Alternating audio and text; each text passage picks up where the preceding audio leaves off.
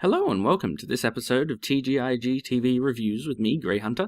In this one we'll be looking at episode 4 of Strike Back Shadow Warfare. So last time Leatherby figured out that someone betrayed him and he's headed to go get Kamali from his house. He doesn't find him, but he does capture Kamali's daughter when she tries to run.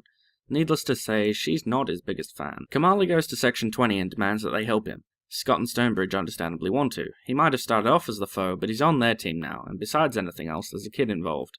In exchange, Kamali promises to find Dalton. The team hits the compound that Leatherby has set up. He's cleverly hidden it inside a castle. This guy really doesn't do subtle. Where's the girl? Mabakish English. Huh? What'd he say? I think he said no English. Yeah. See that? Where's the girl? I'll take you there. Thoughts are. You should consider teaching English as a second language, mate. I am. They head in and Scott and Stonebridge find the girl locked away in one of the cells. Scott gives her his Kevlar, apologizing for the smell. You stay classy, Damien. Sorry, it's a bit big, huh? It's not made for kids.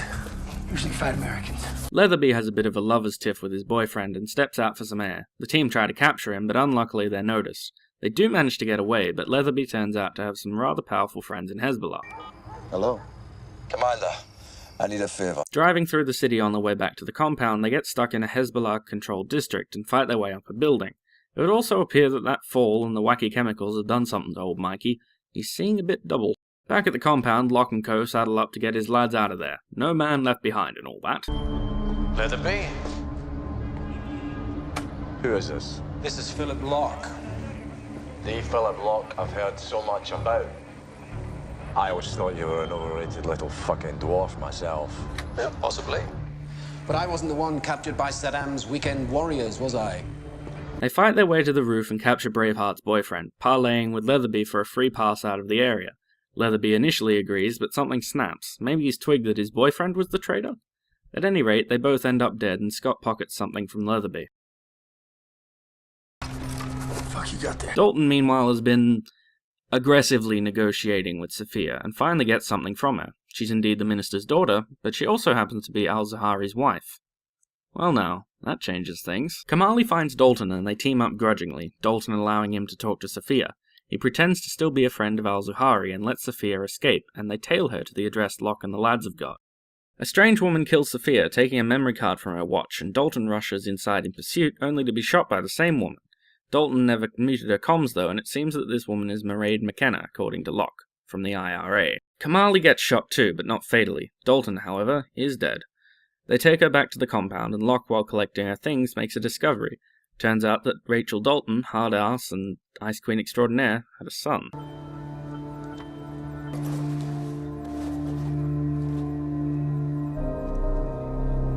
Scott discovers, though, that the bags he and Stonebridge retrieved from Leatherby were actually diamonds that he was paid to bring in Sophia. Seems like the boys might have made a little bit of profit off this venture. Did you hand yours in already? Took that as a no.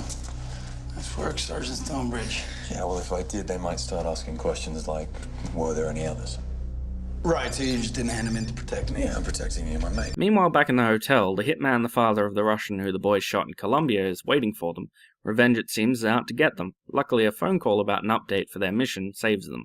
So what did I like about this episode? The portrayal of Dalton was amazing, Rona Mitra does a fantastic woman on the edge of insanity, and it even made a lot more sense, considering that she was injured and she had all the pent-up guilt over Baxter.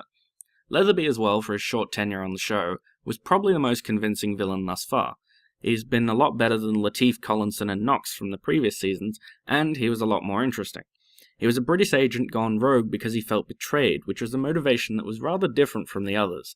One of them was just trying to cover his own arse, the other one thought that he could make South Africa great, and Lateef was just a religious nutjob. Locke too, though, was excellent, though I felt it was kind of bad that he didn't get the chance to actually go into action.